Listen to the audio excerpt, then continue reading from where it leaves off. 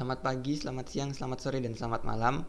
Nama saya Alvin Abner Tumaliang dengan NIM 2024 1010 3045 dari kelas struktur data A akan menjawab soal fungsi rekursif yang diberikan minggu lalu. Soal yang pertama yaitu buat fungsi rekursif untuk menghitung bilangan Fibonacci ke n. Yang kedua, gunakan fungsi yang Anda buat untuk menghitung bilangan Fibonacci ke 5, 7, dan 10. Dan yang ketiga, buat pohon rekursif untuk eksekusi pencarian Fibonacci ke 4.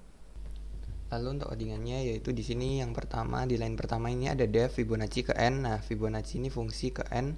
Jika n kurang dari sama dengan 2, maka dia akan mereturn nilai 1, dan jika syaratnya tidak memenuhi yang di sini, maka dia akan masuk ke else dengan mereturn Fibonacci ke n min 1 ditambah n min 2. Nah, di sini sesuai soal kita akan mencari Fibonacci ke 5, 7, dan 10.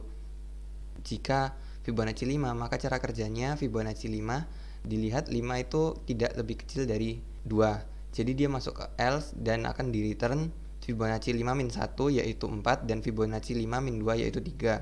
Dia akan merekursif nilai itu terus sampai n itu kurang dari sama dengan 2. Jika kita menjalankan codingannya, maka akan keluar hasil sebagai berikut. Fibonacci 5 adalah 5, Fibonacci 7 adalah 13, dan Fibonacci 10 adalah 55. Oke, di sini untuk pohon rekursif dari Fibonacci. Di sini kita sesuai soal yaitu Fibonacci keempat. Fibonacci keempat sama dengan Fibonacci 4 min 1 ditambah Fibonacci 4 min 2. Ini sesuai rumus yang ada di coding.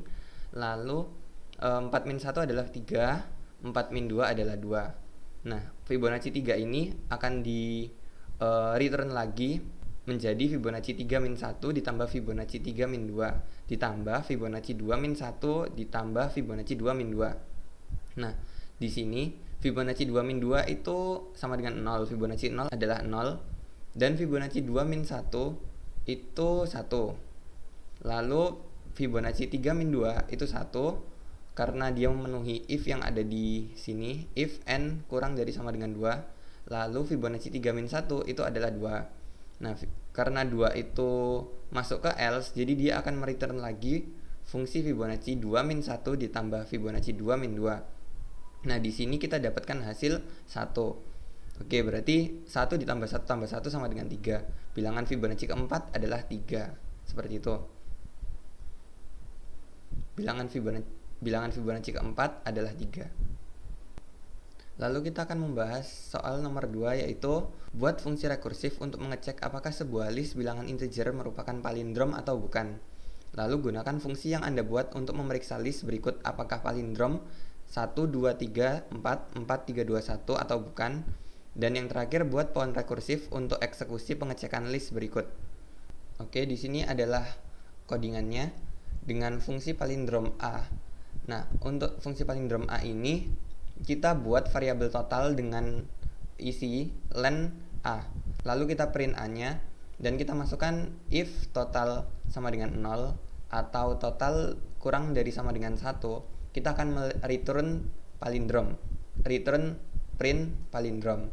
Lalu ini ada elif A.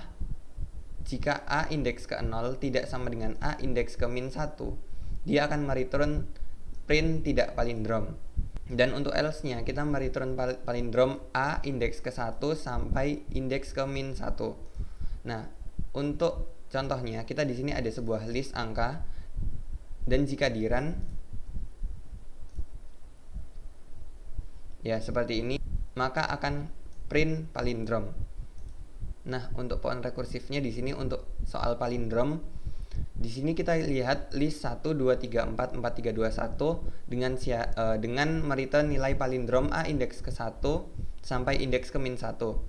Nah, di sini indeks ke 1-nya adalah 2. Kenapa kok gak 1? Karena 1 itu indeks ke 0.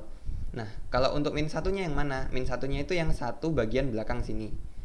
Di sini kita bisa lihat dia mereturn indeks ke 1 dan min 1. Jadi dari 2 sampai ke 2 dan akan ditulis ulang dengan list 2, 3, 4, 4, 3, 2. Di sini dia akan mereturn lagi nilai A indeks ke 1 sampai min 1.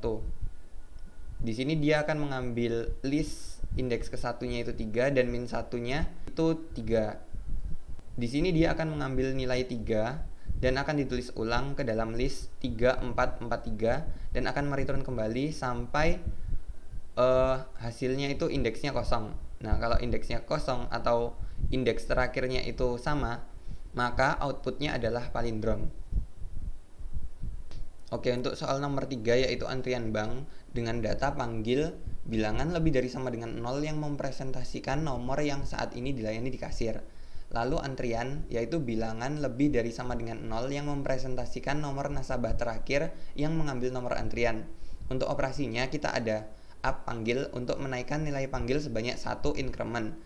Lalu up antrian untuk menaikkan nilai antrian sebanyak 1 increment. Reset memberi nilai 0 pada panggil dan antrian. Lalu get panggil untuk mereturn nilai panggil saat ini dan get antrian untuk mereturn nilai antrian saat ini. Lalu implementasikan abstract data type antrian bank menjadi struktur data dan gunakan struktur data Anda untuk mensimulasikan kejadian berikut.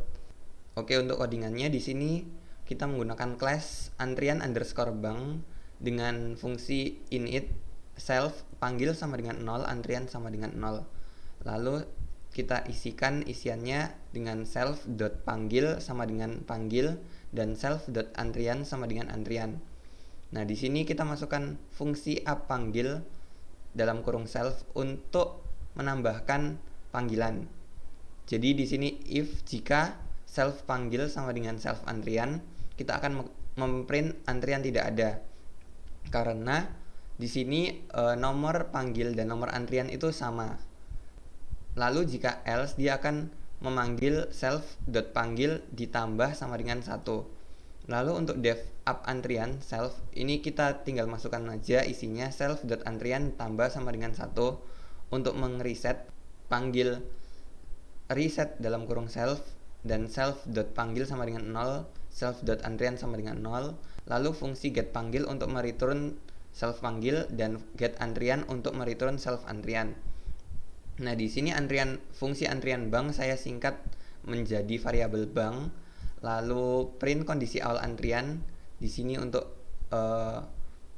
melihat kondisi awal dari antrian tersebut. Dan di sini ada kondisi pertama yang tertulis di soal, yaitu satu nasabah mengambil nomor antrian, maka bank.up antrian yang ada di fungsi up antrian tadi. Dan di sini jika satu nasabah dilayani, maka dia akan memanggil fungsi up panggil. Lalu jika kondisi ke-8 satu nasabah mengambil nomor antrian, dia akan up antrian lagi, dan satu nasabah dilayani dia akan up panggil. Jika dijalankan codingannya, maka akan seperti ini.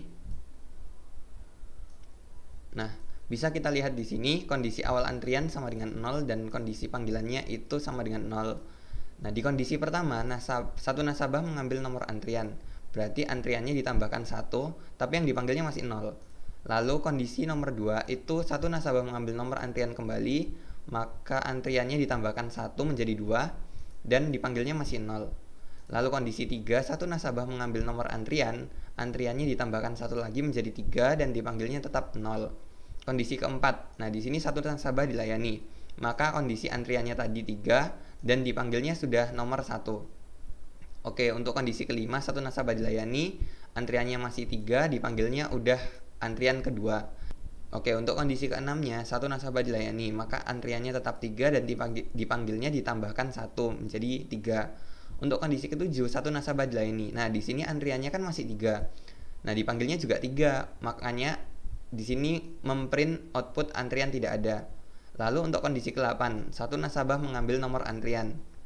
Di sini antriannya ditambahkan 1 menjadi 4 dan dipanggilnya tetap 3. Lalu kondisi ke-9, satu nasabah dilayani, antriannya 4, dipanggilnya 4. Untuk kondisi akhir, maka antrian sama dengan 4 dan panggilan sama dengan 4.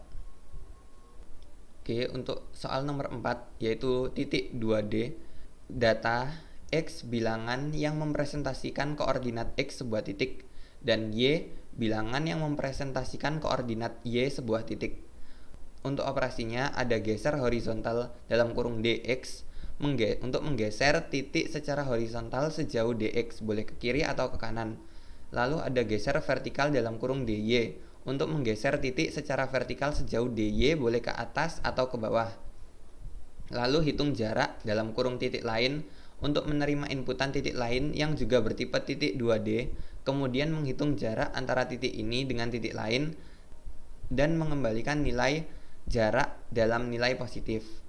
Lalu ada get X untuk mengembalikan nilai X dan get Y untuk mengembalikan nilai Y. Di sini yang pertama ada implementasikan ADT.2D menjadi struktur data dan gunakan struktur data Anda untuk mensimulasikan kejadian berikut. Untuk kejadian di sini saya akan bahas di codingan saya berikutnya. Oke, di sini saya menggunakan class titik ya dengan def init self x sama dengan 0 dan y sama dengan 0. Di sini self.x sama dengan x dan self.y sama dengan y. Dengan fungsi horizontal self, x dengan self x ditambah x dan def vertikal itu self dan self vertikal dan def vertikal dalam kurung self, y dengan self.y tambah sama dengan y. Lalu def jarak self, x, y. Di sini self x1 sama dengan self.x tambah x dan self.y1 sama dengan self y tambah y. Lalu def get x itu untuk mereturn self x dan def get y untuk mereturn self y. Di sini sesuai soal yaitu T1 untuk koordinat awal yaitu titik 2,3 dan T2 yaitu titik 4,5. Kita masukkan ke dalam fungsi yang ada di atas tadi. Lalu T1 dot horizontal min 3 itu geser T1 ke kiri sebanyak 3 satuan dan ada perintah geser T1 ke bawah sebanyak 7 satuan. Kita menggunakan T1 dot vertikal min 7. Kenapa kok min? Karena ke bawah. Lalu print koordinat T1 saat ini untuk menampilkan koordinat T1 saat ini. Dan T2 dot horizontal 15 itu untuk menggeser T2 ke kanan sebanyak 15 satuan sesuai di soal. Dan untuk T2 dot vertikal dalam kurung 9 itu menggeser T2 ke atas sebanyak 9 satuan. Di sini kita akan memprint sesuai di soal untuk menampilkan koordinat T2 saat ini. Dan di sini kita untuk menampilkan jarak antara T2 dan T1. Jika di run programnya maka akan menjadi seperti ini. Koordinat saat ini itu min 1, min 4 dan koordinat T2 saat ini 19,14 dengan jarak antara T1 dengan T2 X sama dengan 18 dan Y sama dengan 10. Oke, berikut presentasi dari saya. Mohon maaf bila ada kesalahan kata. Terima kasih.